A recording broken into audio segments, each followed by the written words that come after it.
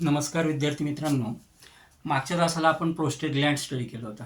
आजचा आपला टॉपिक आहे काउपर्स ग्लँड और बल्बोयुरेथ्रल ग्लँड.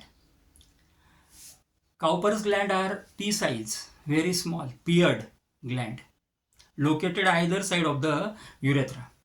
अतिशय छोटे असतात, पियरमध्ये असतात आणि युरेथ्राच्या साईडने यांचं लोकेशन आपल्याला बघायला मिळतं. Cowper glands secrete alkaline, viscous, mucus-like fluid. Alkaline, viscous and mucus-like fluid चं सिक्रेशन करतात. या फ्लुइडचं फंक्शन काय? Which act as a lubricant during the copulation in the process of reproduction. Cowper's glands secrete the alkaline, viscous and mucus-like fluid which act as a lubricant during the process of copulation.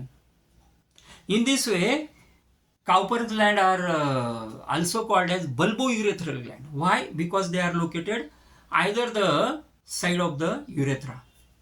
युरेथ्राच्या साईडने location असतं म्हणून त्यांना बल्बोयुरेथ्रल Gland पण म्हणतात.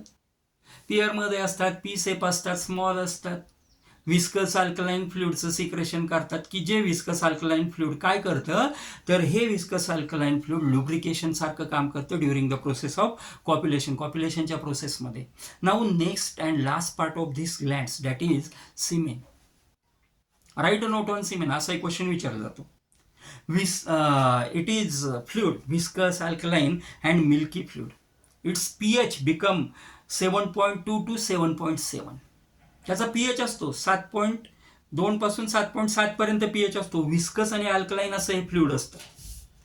Now normally 2.5 to 4.4 ml of the semen is given during single ejaculation.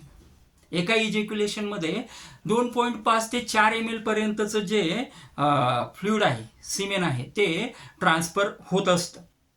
It contains about 400 millions of sperm. 2.5 ml पासून 4 ml जे fluid आहे, semen आहे, त्याच्यामध्ये जवळजवळ 400 मिलियन इतके स्पर्म्स आपल्याला त्या ठिकाणी पाहायला मिळतात. Now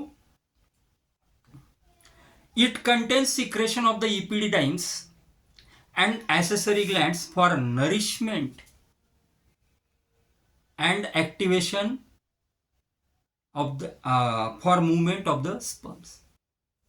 Semen also contained the secretion from the epididymis for the nourishment of the sperm cell, for their movement, for their activation of the sperm cell.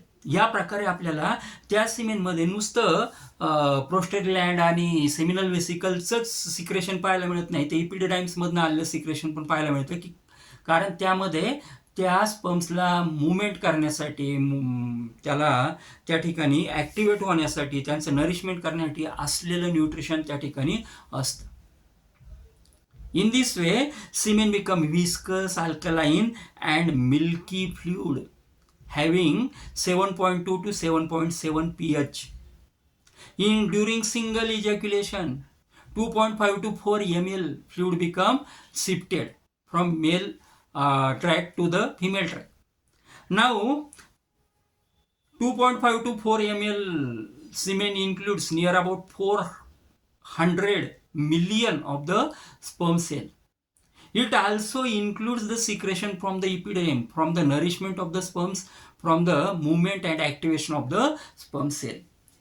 या प्रकारे ज्या ग्लँड्स आहेत त्या 3 प्रकारच्या ग्लँड्स आहे: seminal vesicle, prostate Gland, Cowper's Gland.